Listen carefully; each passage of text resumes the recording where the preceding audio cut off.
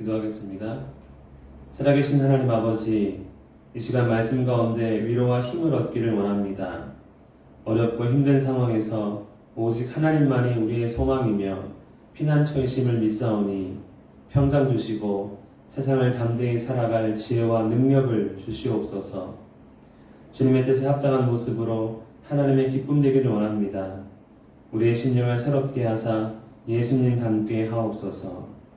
우리의 마음이 온전히 주님을 향하도록 붙들어 주시기를 원하오며 예수님의 이름으로 기도합니다. 아멘. 성도, 교회는 거룩하고 흠이 없는 하나님의 자녀요. 하나님의 계획을 이루어가는 하나님의 기업으로 하나님의 영광의 찬송입니다. 그리고 하나님은 이 모든 것을 약속의 성령으로 인쳐서 보증하셨습니다. 이 일이 얼마나 놀라운 일인지 하늘에 속한 모든 신령한 복을 주셨다라고 말씀합니다. 또한 에베소 2장 1절에서는 허물과 죄로 죽은 너희를 살리셨도다. 즉 생명을 주셨다고 말씀합니다. 그러므로 성도, 교회는 하나님께 신령한 복을 받은 존재, 하나님께 생명을 받은 존재입니다. 이렇게 하나님께서 우리에게 복 주시고 생명 주신 목적이 있습니다. 우리에게 자비를 베푸심으로 주신 신령한 복이 얼마나 풍성한 은혜인지를 모든 세대, 모든 사람에게 나타내는 것입니다. 어떻게 나타납니까? 세상에서 인정하는 성공적인 삶이 아니라 에베소서 2장 10절에 의하면 전에 예비하신 선한 일을 행하게 하심으로써 하나님의 은혜를 나타내려는 것입니다. 그럼 여러분, 신앙생활이란 어떻게 하는 것입니까? 개과천선, 그러니까 과거의 죄를 뉘우치고 앞으로 선한 일을 하며 사는 것입니까? 우리가 전에 예비하신 선한 일이 어떤 일인지 알면 신앙생활을 어떻게 하는 것이 맞는 것인지 알 수 있을 것입니다. 성도에게 선한 일이란 무엇입니까? 지난주에 나눴지만 한 번 더 말씀드리면, 일단 죄를 지어 하나님과 멀어진 자, 곧 이 죽음에 이른 사람은 할 수 없는 일입니다. 아무리 좋은 일을 한다 해도 예수님을 믿지 않는다면 아무 의미가 없는 것입니다. 그래서 하나님께서 우리를 살리셔서 맡기신 일, 그것이 바로 전에 예비하신 일, 선한 일입니다. 즉 죄를 짓기 전에 예비하신 일입니다. 에베소 1장에 의하면 하나님의 계획으로서 만물을 통일시키는 일, 이것이 바로 선한 일입니다. 그러므로 선한 일이란 하나님께서 창조 때에 사람에게 맡긴 일로 창세기 2장에 의하면 하나님의 형상대로 사람을 창조하시되 모든 생물을 다스리라 하시니라. 바로 다스리는 일입니다. 어떻게 다스립니까? 이름을 지어줍니다. 부모가 자녀의 이름을 지어주는 그 마음처럼 고민하고 또 고민하고 마음을 다해서 정말 그 자녀의 평생을 책임질 그런 이름을 지어주는 그 마음으로 피조물들의 이름을 지어줬습니다. 즉 피조물들을 그러한 마음으로 다스리는 일, 섬기는 일, 이것이 바로 하나님께서 사람에게 맡기신 일입니다. 그것이 바로 화목, 용서, 정의, 겸손, 바로 예수님께서 이 땅에 오셔서 행하신 일입니다. 예수님께서 자기 백성을 다스린 방식, 인자가 온 것은 섬김을 받으려 함이 아니라 도리어 섬기려 하고 자기 목숨을 많은 사람의 대속물로 주려 함이니라. 예수님을 섬김을 통해 만물을 하나 되게 하셨습니다.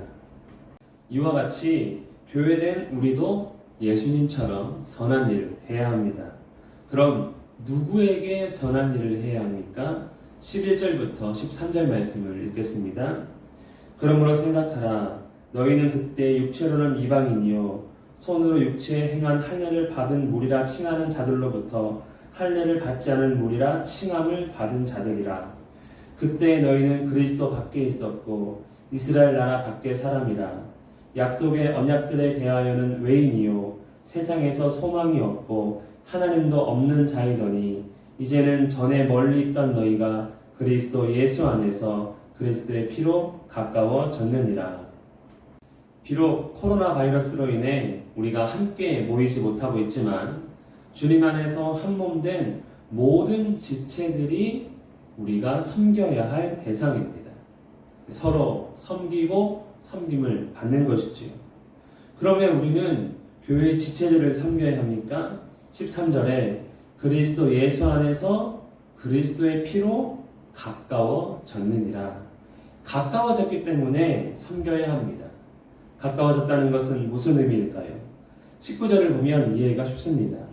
그러므로 이제부터 너희는 외인도 아니요 나그네도 아니요 오직 성도들과 동일한 시민이요 하나님의 권속이라. 이제부터 즉 그리스도의 피로 가까워지고부터 우리는 성도들과 동일한 시민, 하나님의 권속, 곧 가족입니다. 그럼 그 전에는 어땠습니까? 멀리 있었습니다. 11절, 12절에 보니까 그때에 그리스도의 피로 가까워지기 전에 육체로는 이방인이고 할례를 받지 않는 무리이며 그리스도 밖에 있었고 이스라엘 밖의 사람, 언약에 상관없는 자, 천국도 없고 하나님도 없는 자였습니다. 즉 그때 우리는 허물과 죄로 죽은 자요. 당연히 하나님의 백성도 하나님의 가족도 아니었습니다. 그런데 이제는 그리스도의 피로 가까워졌느니라. 이 말씀은 하나님과의 관계만 가까워진 것을 의미하지 않습니다. 전에 서로 원수였던 사람들, 남이었던 사람들과도 가까워졌음을 의미합니다. 그리스도의 피로 가까워졌다는 것은 단순히 어색했던 사이가, 서로 몰랐던 사이가 친한 사이, 알게 된 사이로 발전되었다는 그런 의미가 아닙니다. 가족이 되었다는 뜻입니다. 무엇으로 가족이 되었습니까? 그리스도의 피로 하나님은 우리를 낳으신 아버지요, 다른 믿는 이들은 형제이고 자매, 곧 가족이 되었습니다. 요한복음 19장 26절부터 27절에 보면 예수께서 자기의 어머니와 사랑하시는 제자가 곁에 서 있는 것을 보시고 자기 어머니께 말씀하시되 여자여 보소서 아들이니이다 하시고 또 그 제자에게 이르시되 보라 내 어머니라 하신대 그때부터 그 제자가 자기 집에 모시니라. 십자가에 못 박힌 예수님께서 어머니 마리아와 자신의 제자 요한을 불러 하신 말씀입니다. 이제부터 너의 어머니고 어머니의 아들입니다 한 것이죠. 한마디로 이제부터 가족입니다 의미입니다. 마리아에게 다른 아들이 없어서 요한에게 부탁한 것이 아닙니다. 이것은 그리스도의 피로 이룰 모습, 하나님의 가족의 탄생에 관한 말씀입니다. 14절에서 18절 말씀을 읽겠습니다. 그는 우리의 화평이신지라 둘로 하나를 만드사 원수된 것 곧 중간에 막힌 담을 자기 육체로 허시고 법조문으로 된 계명의 율법을 폐하셨으니 이는 이 둘로 자기 안에서 한 세 사람을 지어 화평하게 하시고 또 십자가로 이 둘을 한 몸으로 하나님과 화목하게 하려 하심이라. 원수된 것을 십자가로 소멸하시고 또 오셔서 먼데 있는 너희에게 평안을 전하시고 가까운 데 있는 자들에게 평안을 전하셨으니 이는 그로 말미암아 우리 둘이 한 성령 안에서 아버지께 나아감을 얻게 하려 하심이라. 14절에 둘로 하나를 만드사, 또 15절에 이 둘로 한 세 사람을 지어, 또 16절에 이 둘을 한 몸으로, 또 18절에 우리 둘이 한 성령 안에서 아버지께 나아감을 얻게 하려 하심이라. 복잡하고 어려운 것 같지만 의미는 하나입니다. 예수님을 믿은 너와 나, 우리는 가족이 되었다. 한 공동체가 되었다. 입니다. 이것이 바로 신앙생활이요, 교회입니다. 우리는 예수님을 통해 가족이 된 것입니다. 그러므로 신앙생활은 개과천선이 아닙니다. 과거의 잘못을 뉘우치고 그냥 남에게 피해 안 주며 착하게 사는 것이 아닙니다. 신앙은 새로운 가족, 곧 하나님께서 우리를 낳으심으로 하나님 나라에 태어난 새로운 가족과의 만남이고, 그 가족과 함께 세움을 입어 함께하며 서로 섬기며 선한 일을 하는 것입니다. 이것이 바로 교회입니다. 19절 말씀을 한 번 더 읽겠습니다. 그러므로 이제부터 너희는 외인도 아니요 나그네도 아니요 오직 성도들과 동일한 시민이요 하나님 나라의 권속이라. 요즘에는 가족하면 부모, 또 자녀 한 명 혹은 많아야 두 명입니다. 하지만 부모 세대만 해도 대부분 이 대가족을 경험했습니다. 형제간이 많다 보니 성공한 형, 실패한 동생, 똑똑한 누나, 모자란 언니, 잘 사는 오빠, 목 사는 막내, 이렇게 다양한 형제간이 있었을 것입니다. 모두 다 잘 살고 모두 다 성공하면 좋겠지만 이 현실은 보통 그렇지 않습니다. 그럼 여러분, 이렇게 모든 사람들의 형편과 생활이 다르다고 해서 이 가족끼리 차별합니까? 어떤 못난 사람들은 가난하다고 또 실패했다고 차별하기도 합니다. 부모가 능력이 없다며 무시하기도 합니다. 하지만 정상적인 가족이라면 어떻습니까? 빈부 귀천에 상관없이 모두 다 서로 섬기며 존중할 줄 압니다. 함께 하기를 원하고 함께 하면 즐겁습니다. 때로는 싸우고 원수 같다며 말하지만 돌아서면 언제 그랬냐는 듯 화해합니다. 어려운 일을 당한 형제가 있다면 도움을 줍니다. 내가 잘나서가 아니라, 내가 많아서가 아니라 가족이기 때문에 도와주는 것입니다. 교회도 마찬가지입니다. 교회는 같은 직업을 가진 어떤 협회가 아닙니다. 같은 취미를 가진 동호회도, 같은 관심을 가진 자원봉사단체도 아닙니다. 또한 경제적, 사회적으로 수준이 비슷한 사람들이 친목을 도모하는 그러한 모임도 아닙니다. 교회는 부한 자, 가난한 자, 성공한 사람, 실패한 사람, 행복한 사람, 외로운 사람, 똑똑한 사람, 어리석은 사람 등 다양한 형편의 사람들이 예수 그리스도의 이름으로 함께하는 공동체입니다. 하늘에 신령한 복을 받았기 때문에, 모두 다 동일한 복을 받았기 때문에 차별이 있을 수가 없습니다. 여러분, 부모로서 자녀들을 바라볼 때 가장 기쁠 때가 언제입니까? 또 자녀가 부모에게 칭찬을 들을 때 그때가 언제입니까? 서로 사이좋게 지낼 때 그렇습니다. 용돈 안 줄 것도 주고 용돈 못 받을 것도 받게 되는 것이지요. 형제 간의 우애는 부모의 마음을 기쁘게 하며 부모가 원하는 모습입니다. 하나님의 마음도, 우리를 향한 하나님의 마음도 마찬가지고 동일합니다. 20절부터 22절 말씀을 읽겠습니다. 너희는 사도들과 선지자들의 터 위에 세우심을 입은 자라. 그리스도 예수께서 친히 모퉁이 돌이 되셨느니라. 그의 안에서 건물마다 서로 연결하여 주 안에서 성전이 되어가고, 너희도 성령 안에서 하나님이 거하실 처소가 되기 위하여 그리스도 예수 안에서 함께 지어져 가느니라.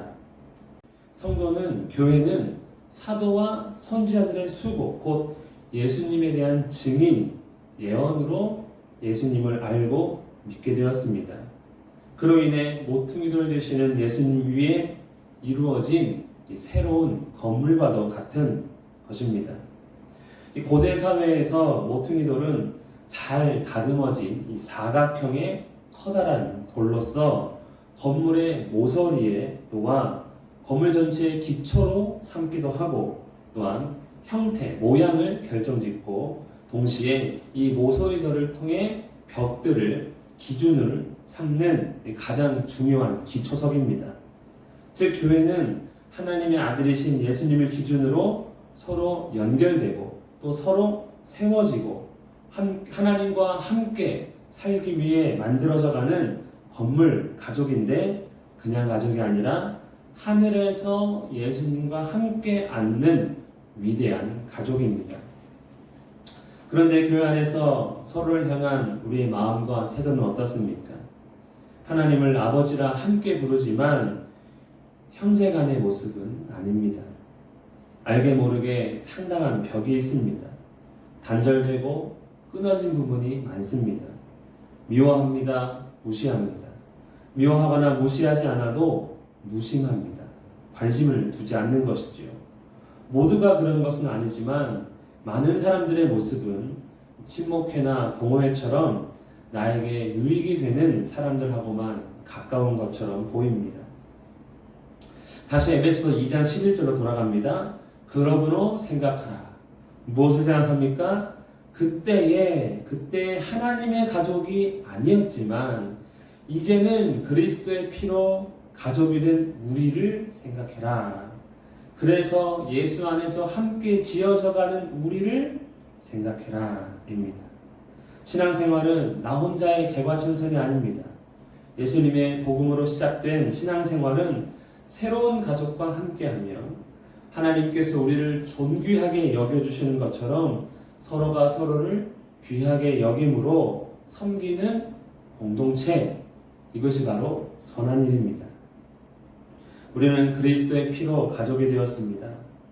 물론 당장의 육체적인 가족처럼 될 수는 없습니다.